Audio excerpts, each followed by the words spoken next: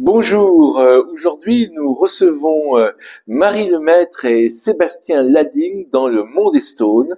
Ce sont les auteurs d'un très intéressant livre, Le Flow créatif, qui sort en ce moment même en librairie.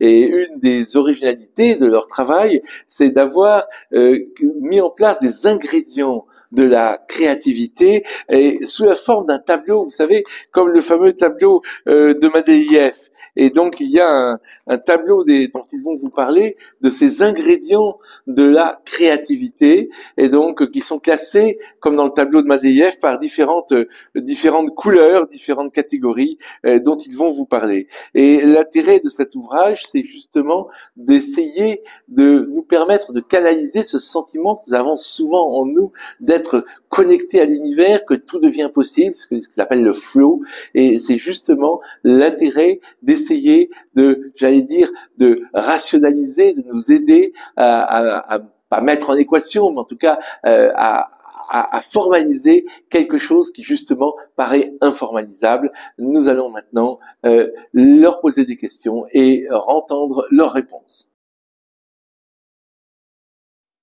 Alors moi je suis Marie Lemaître, je suis directrice de création.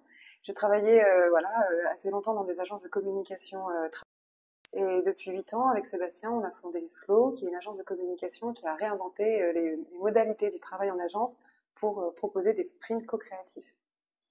Moi je suis directeur de création également, j'ai une assez longue carrière dans des grands groupes de communication comme Publicis, Full Six, dont je suis le cofondateur, pour qui j'ai fondé, créé et dirigé des équipes de création en Italie, en France, en Angleterre. Paris, dans une plus petite agence où on s'est dit qu'on allait tout changer justement, qu'on voulait changer notre façon de travailler. Alors le flow créatif, c'est une expérience qu'on a tous rencontrée, c'est quand on se met à faire quelque chose à 8h du matin et puis on décide de regarder l'heure, aller un peu plus tard, et en fait il est 20h. Le flow c'est une expérience, c'est un état de... On est complètement en fait en symbiose avec l'activité qu'on est en train d'accomplir, on est complètement concentré, impliqué, motivé, c'est un état en fait d'expérience optimale.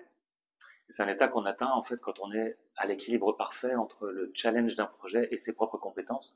Donc c'est le moment où c'est pas trop facile parce que sinon c'est l'ennui garanti, ni trop difficile, ce qui ferait qu'on serait complètement découragé en fait par la tâche qui nous attend. Donc on est en tension en fait dans cet équilibre parfait, on atteint comme un état de grâce. Bah, c'est en effet une bonne question et je pense qu'en fait la réponse c'est qu'on associe créatif et artiste. On n'est pas tous artistes, ça c'est sûr, mais on est tous créatifs parce que être créatif c'est énormément de choses, c'est trouver une solution à un problème, c'est avoir une idée, c'est imaginer l'avenir, c'est finalement agir en fait. On est tous créatifs parce qu'on agit tous, parce qu'on invente tous quelque chose dans nos vies. Alors plus qu'une méthode, c'est plutôt une découverte qu'on a fait en co-créant avec nos clients pendant de nombreuses années. Donc on a décidé de les inclure dans notre système dans notre processus de création. Du premier jour au dernier jour de la conception, ils sont avec nous et on travaille avec eux. Et les retours qu'on a eus de nos clients, c'est qu'ils avaient enfin compris d'où venaient les idées, comment ça fonctionnait, et ils s'étaient même eux-mêmes sentis créatifs. Et on a réalisé en fait que ce qu'on leur avait proposé, c'était de vivre le flow, de découvrir par la pratique en fait le flow créatif. Et c'est ça qui est en effet très important, c'est que pour nous le flow c'est un moyen en fait d'accéder à sa créativité, de se plonger dans un état où on se pose plus la question de savoir si on est créatif ou pas parce qu'on est complètement dans ce qu'on est en train de faire. Donc le flow c'est le chemin le plus évident et le plus joyeux pour avoir accès à sa créativité. Alors en effet, il y a 3 grandes catégories qui correspondent finalement aux 3 grandes phases d'un processus créatif. On a la première phase qui est la phase d'inspiration. C'est la phase pendant laquelle on va générer des idées, on a besoin de culture, on a besoin d'ouverture, on a besoin de se laisser imprégner pour que l'idée en fait émerge. Et puis cette idée, il faut la réaliser. Elle a besoin d'être réalisée. Et donc là, on va faire appel peut-être à des personnes à l'extérieur. Donc il y a une seconde phase qui est la phase de relation, où là on va parler de feedback, de relation, d'abrasion, d'interaction entre les personnes. Et on a enfin la dernière phase qui est la phase de matérialisation. C'est la phase où il faut travailler, il faut concrétiser son idée. Et là, on va parler de l'importance des outils, l'importance de la matière, l'importance de simplement faire les choses pour réaliser son projet.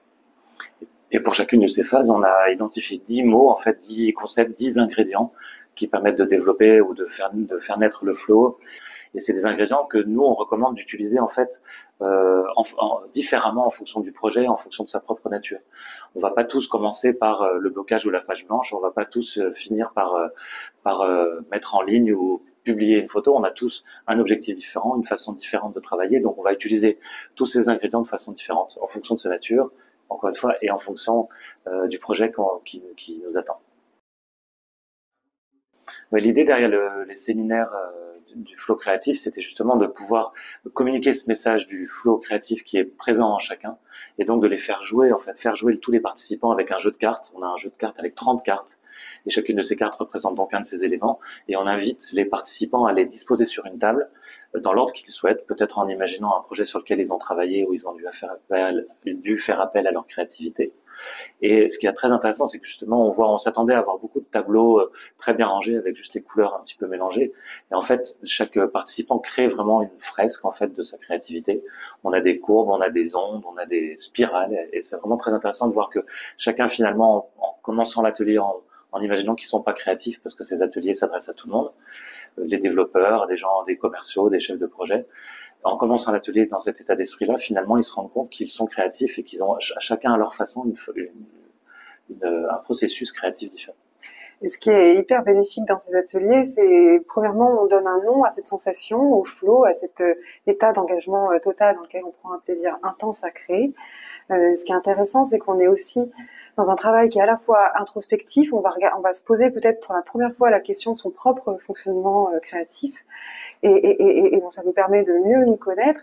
Et comme on a une phase de restitution à la fin, et ben ça nous permet aussi de mieux comprendre les autres, de se rendre compte que les processus créatifs sont aussi différents qu'il y a de personnes et qu'il y a de participants, mais aussi qu'en les partageant, on peut mieux en fait être complémentaires les uns avec les autres.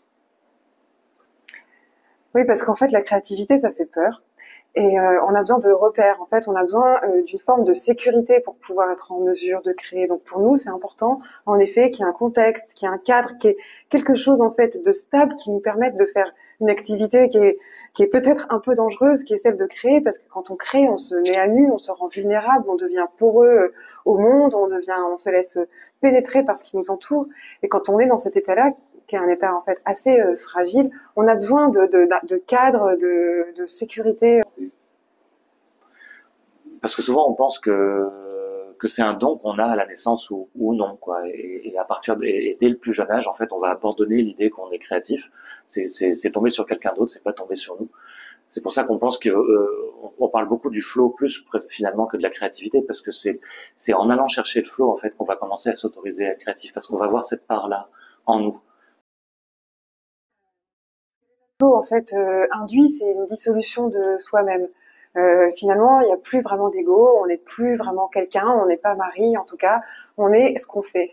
Et donc, ce que ça peut nous dire de la conscience, de l'humain, c'est qu'au final, il y a très peu d'identité en réalité, parce que quand on est dans le flow, quand on est dans la création, on est plutôt en train de canaliser en fait quelque chose. On canalise une idée, on canalise une énergie, et donc on est quelque part un peu transcendé ou transfiguré par l'activité qu'on est en train d'accomplir. Très abordable, avec beaucoup d'exemples pratiques, avec beaucoup de conseils pour et puis la richesse des mots aussi permet de faire face à toutes les situations et de s'adresser vraiment au plus grand nombre. On pense qu'il n'y a pas d'âge pour découvrir son flow, il n'y a pas de métier. Je pense que tout le monde a le flow quelque part, il faut aller le chercher et le réveiller.